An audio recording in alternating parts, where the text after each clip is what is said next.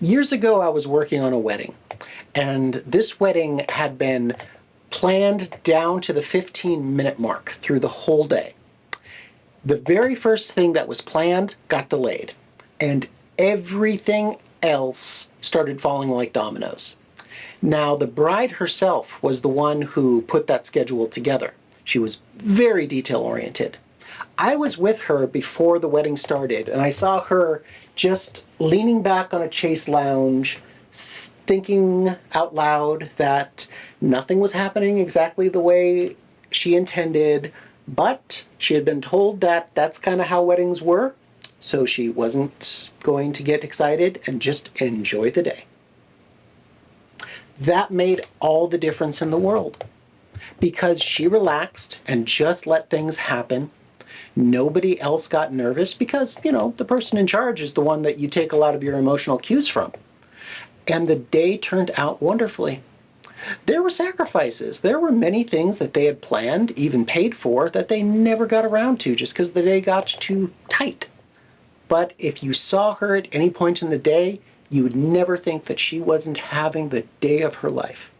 I am deeply inspired by that woman.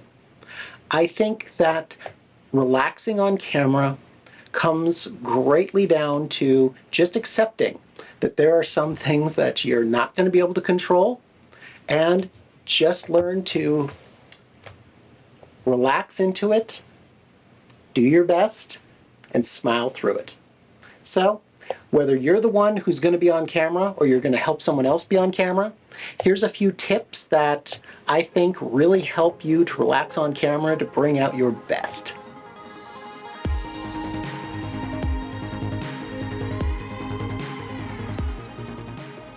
One of the best ways to relax on camera is to look at samples of other people's work.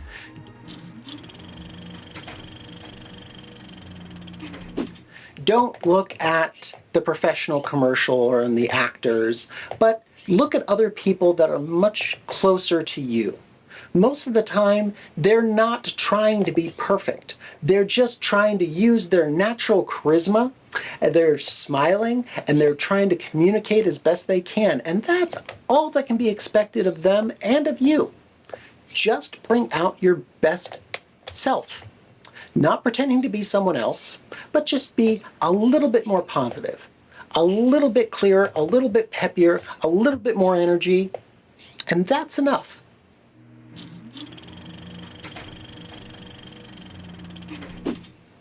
Another essential step is to talk through the process. Whether you're working with a client or you're doing this yourself, talk yourself through the process. Say, this is what I'm going to do. I'm going to do this. I'm going to look right here.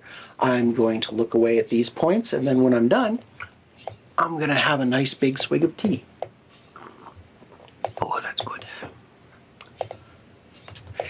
It's the same thing as having a workflow. Knowing that there is an end to the nervous part of putting yourself on camera, and knowing what the expectations are. And if it isn't a good day, if you're just not getting it, knowing that you can just delay it and do it another day. Talk yourself through the process, talk your client through the process so that the expectations are clear. And if you have to throw up your hands and say, okay, this script or this shoot isn't working, well, it's just something that happens sometimes.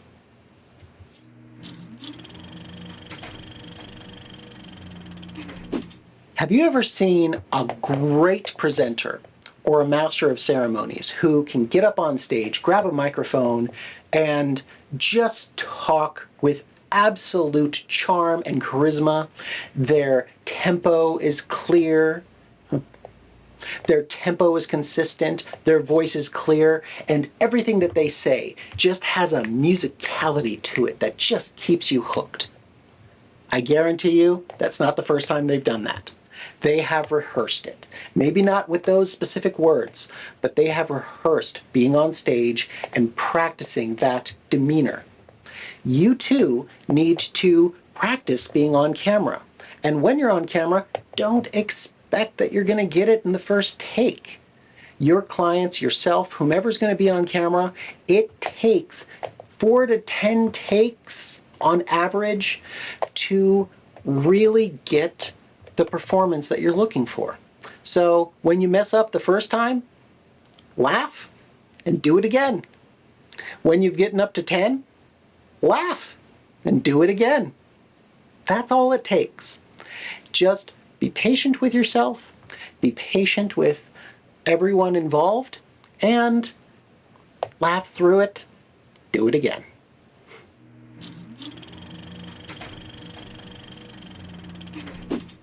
I'll tell you a little secret about video.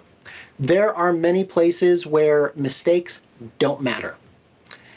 If a video has a tremendously good, clear, hooking intro, and the outro is absolutely dead on, makes people want to subscribe, go to your website, find you and your service, then what you say between those two is far less important.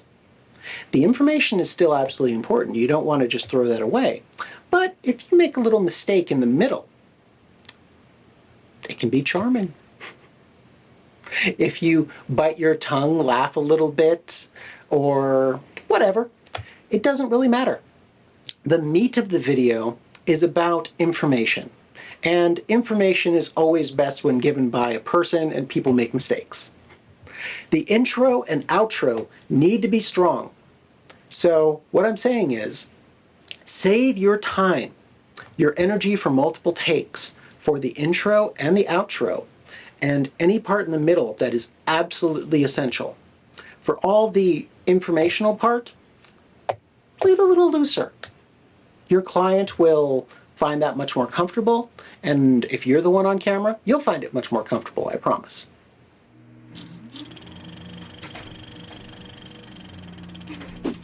Imagine yourself working with someone on video that when they make a minor mistake in pronunciation, that they throw their hands up, they cover their face, and they yell, "Oh, I'm such an idiot! How did I make such a dumb mistake?"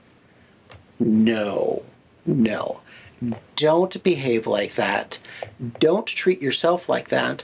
And if you have a client that you're trying to help relax on video, don't support that. That's poison.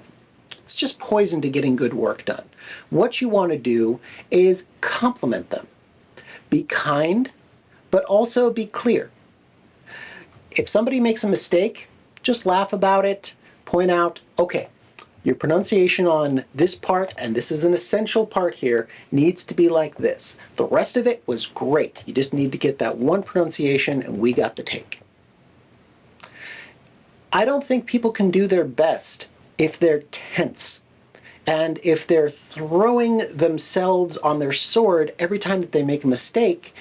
They're not going to be bringing their best selves out. Someone who is smiling, happy, having a good time. All right, let me do it again. I'll get the pronunciation, and this is fun. That is exactly the mood that you want. Compliment them, flatter them. And if you're filming by yourself, well, go ahead and compliment yourself. You deserve it. Give yourself a great big pat on the back. You're filming yourself, and that can be really stressful. Thank you for watching. I'm Michael Bruner of Brogan Video. Remember, at its best, video is a tool for genuine communication between people, as it should be. So, get out there and share your heart.